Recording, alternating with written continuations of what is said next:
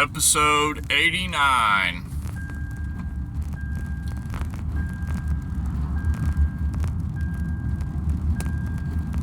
The Destined Trader.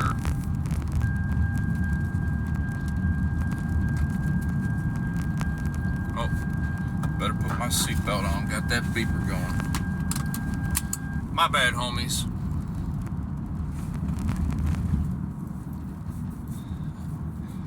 I had a little subject today.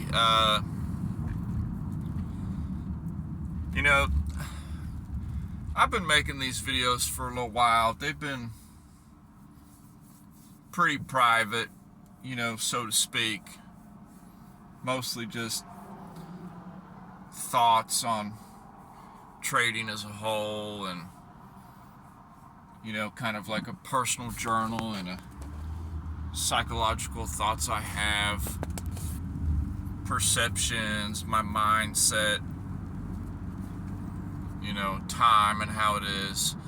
And I decided, okay, this was several months ago, I decided, okay, let me just, I'm just going to go ahead and just make this channel just public and just share my mental thoughts with, the world. It's just out in the open. It's just an open journal, pretty much, that anybody can come look at. And I never really shared it with anybody that I knew on a personal level, kind of like the anonymity of it, being anonymous in a way. And someone who I consider to be like a dear friend of mine, even though we live half a world apart, we are like digitally connected, and he doesn't understand how much this person has helped me in so many ways mentally. One day I hope to meet him in person to tell him that, but I told him yesterday, we text each other back and forth, and I was telling him yesterday about what he's been up to, and what kind of other things you've got going on other than your job that you're working. And I told him about, I let him know that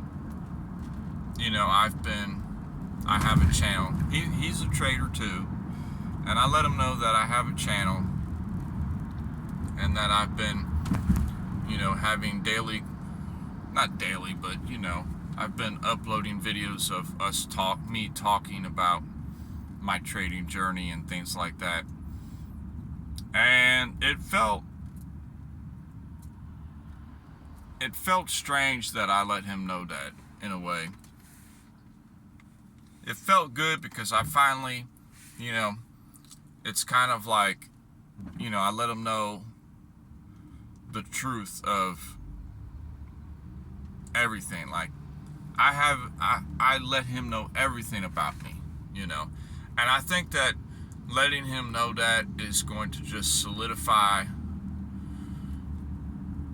my openness as a person, and how, if you find people out in the world, here's what my point I'm getting to.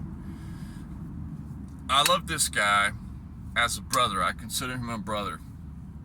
And if there's somebody that you love and somebody that's supported you in whichever facet they've supported you in, you have got to be, open with them and let them know what you got going on, And he might have thought I was crazy because, I used to tell him, he probably didn't believe me, but, I used to tell him I was working 3 jobs at one time. And I was. I went on a good, about 3-month stretch there of working 3 jobs. And I was telling him yesterday how now I'm down to 2, So he's like, yeah, man, you gotta, it's good that you're down to 2 jobs, take it a little easier, I'd like to continue working 3 jobs, but it was getting to be too much of a demand on my time, you know. Working on the weekends too, that it kind of was digging into me being able to get just, you know, weekly tasks done, you know. It's good of me to be available on the weekends to do my laundry and this and that, but anywho, y'all don't need to hear that. I'm so glad that I told my friend about my personal journal that I've let out in the public on this space, you know. And whether he watches this video or whether he, you know, follows me or not, it's irrelevant, you know. I love him as a brother regardless. But you know, he told me, you told me, brother, you told me to tell you about this channel, so I told you. So here it is. Alright, that's out of the way.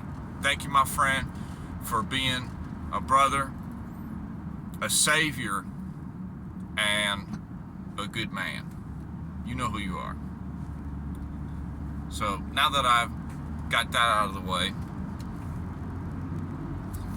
my subject for today is how easily you can forget part of your trading style. Okay, this is like a message if you're a trader, okay. Part of my trading style is keeping a line with what different parts of the world are doing. Now, I say that because what I'm speaking of is different sessions of the market, okay, and different times. Just because you are at the market at a certain time does not mean that everybody on a different part of the world is at the market at that time. A different part of the world might be trading when you're sleeping. Okay? And I've always I've experienced this so many times, and it's implemented into my trading plan of preparedness for the other side of the world. Okay? Now, I live on the Western Hemisphere. Okay?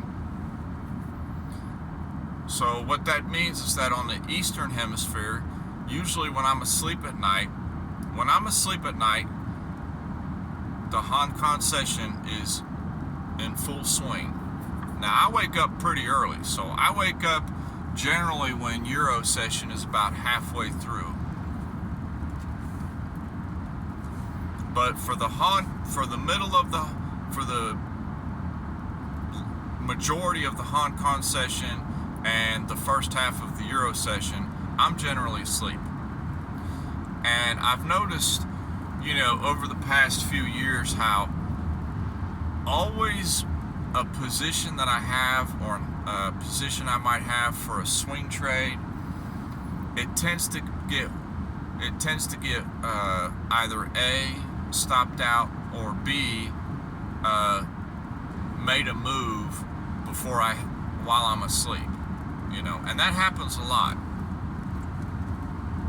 Well, that's happened a lot, and that's probably happened a lot to, a lot of people. And you never know what the other part of the world is deciding in the market. But I always have a plan set up for what they're going to do. And sure enough, last night, it happened, but I was prepared for it, I was prepared for it. Pound dollar, I had been watching it, because it's been doing a lot of consolidation in this area that I'm interested in. I have an idea for it to be much lower, and I have an idea for it to go up.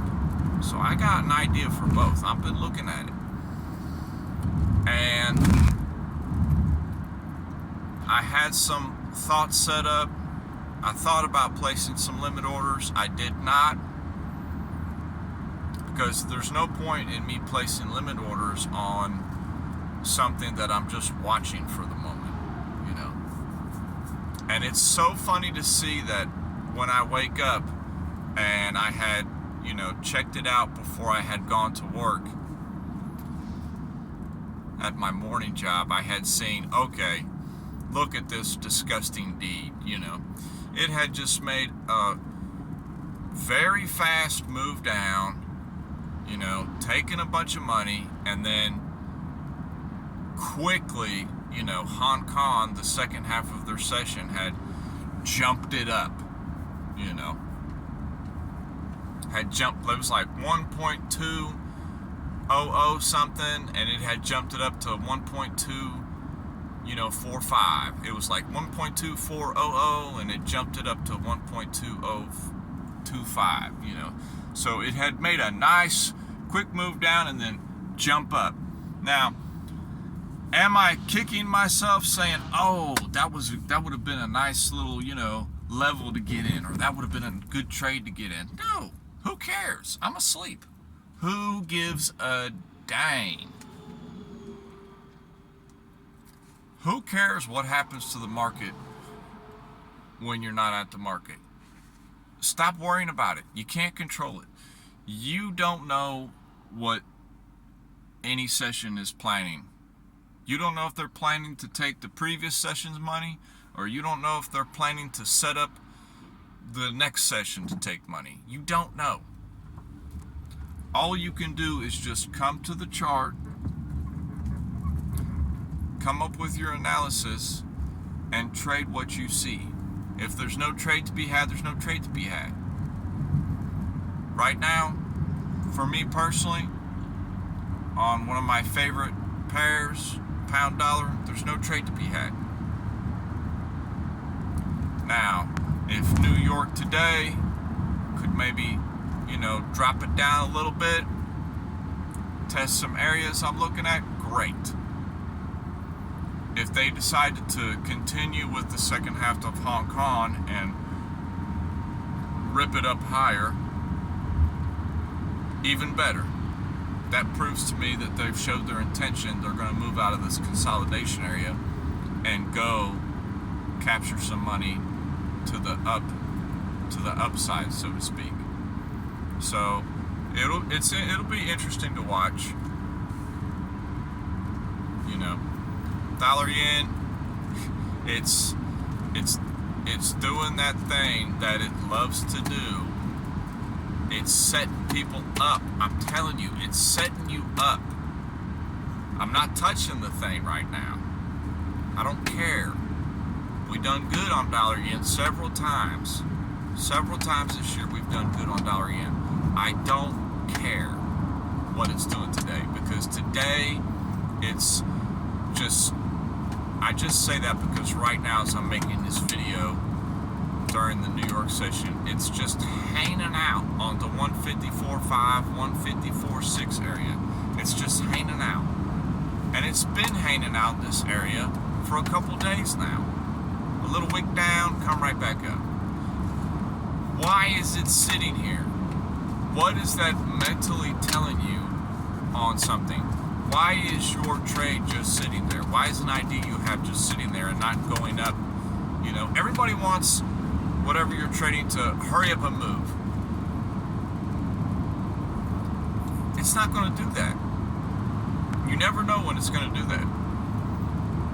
All you can have is just come up with your game plan and then trade it. So if it decides to actually go ahead above and go to the 155 like the whole world thinks it's going to do, I'm still not going to touch it, because the whole world is expecting it to go up there. So it is going to be making some crazy behavior if it gets up there. I'm telling you right now, watch out. If it gets up there, I will not be one bit surprised if it immediately jumps from 155 to 157, because too many people are expecting it to go to 155 area, and they are going to be throwing their money at that thing, telling it to go down.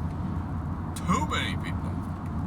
I'm already just like in my mind coming up with a possible situation of what could happen.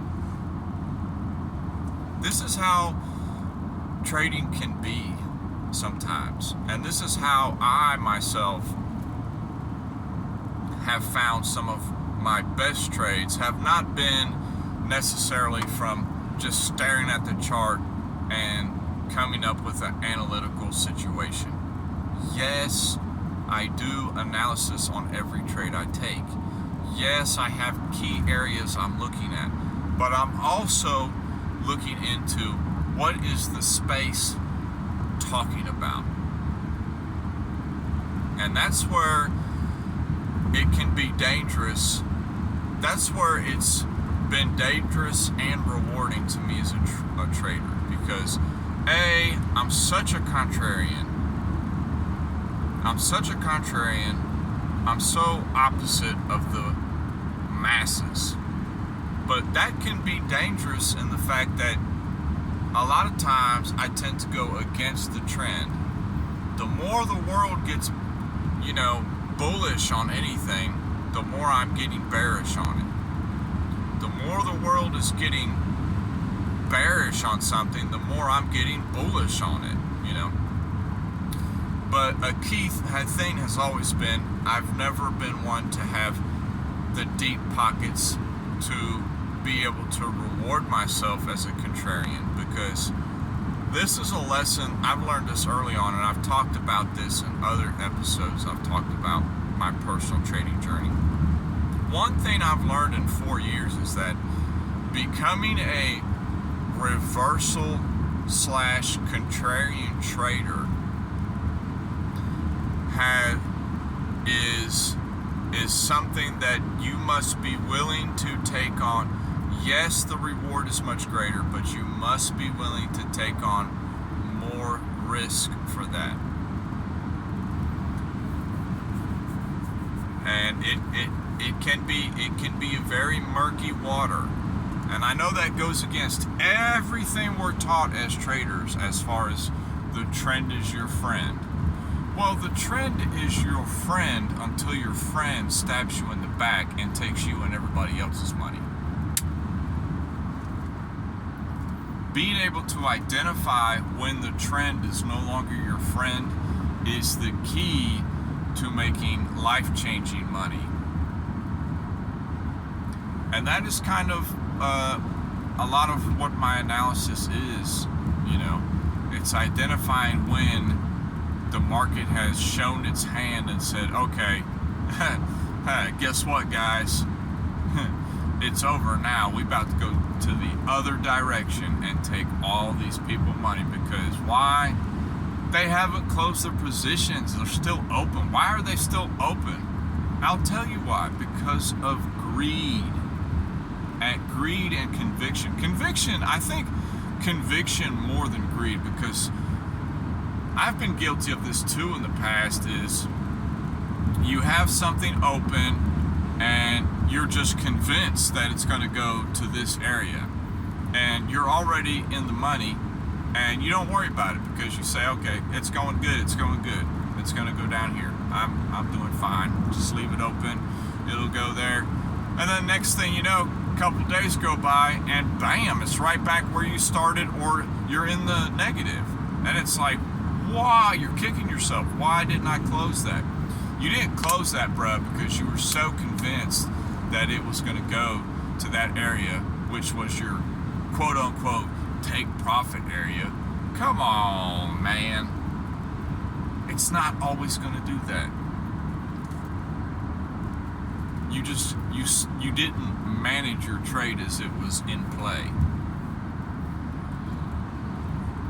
You have to be able to manage your trade and stick to your plan. That's why in your plan, you have to also have a setup. There's many plans for many ways to come up with a trade, open a trade, set up a trade, but very few people talk about managing your trade. The better that I manage my trades, the better I become and the more survivability I have in the market. And I've talked about this in the past too. I am like the cockroach of the markets. I've even told friends this. I am just a cockroach in the markets. They cannot squash me. It's impossible. It's impossible to kill me. You cannot kill me. I will always be there. And I think it just drives the markets nuts that I haven't given up yet and I'm always there. Because you can't get me. I'm so small and insignificant. My positions are so small and insignificant that they don't care about my money. Most likely they don't care about your money either. You've got to think about that. Unless you're really putting down some big money, they don't care. It takes a lot of money to catch the market's eye. I'm telling you. Are you going to catch the algorithm's eye? Of course you are. Because maybe you're using too high of a leverage, or you have a stop that's way too close. Of course the algorithm's going to grab that. It's your easy target. You know, but when you're just wide open out there and you're just such small positions, man, they're not going to completely change the market direction just to get you. You know, there's something else going on. So don't worry too much about that. It's hard to believe if you keep getting stopped out over and over and over again, but maybe the reason you keep getting stopped out over and over and over again is because you're putting your stop in an obvious place. You're not giving your positions room to breathe. And when I say room to breathe, I'm not even talking about like an ADR, you know. Don't even think in those terms. If your stop has got to be like way out of bounds, like where you would think that like, wow, it is way out there. And if you cannot afford to have a stop that's like just so out of proportion, that's so far away, that don't even bother. You're obviously putting on too much position or too much size. Something's going on with your trading style. Personally, it just depends on what market you're into, because different markets have different ways that they calculate their numbers. And that's probably going to be something I'll talk about on my next video I put out, because man, I'm telling you, there's a lot of things to trade out there. It's ridiculous how many things there are to trade out there, you know, and finding what's right for you takes time. I mean, it's taken me 4 years to finally solidify what market or markets that I'm interested in getting into for the long term. It takes time. It takes time to find out who you are as a person and how you want to look at things. But that's all I was thinking of this morning, you know. Shout out to my friend, my brother. You know who you are. I love you, brother. And these are just kind of the crazy thoughts that I have when I be, you know, rolling to and from work, talking about, you know, my trading journey and things. And that's all I got. Peace.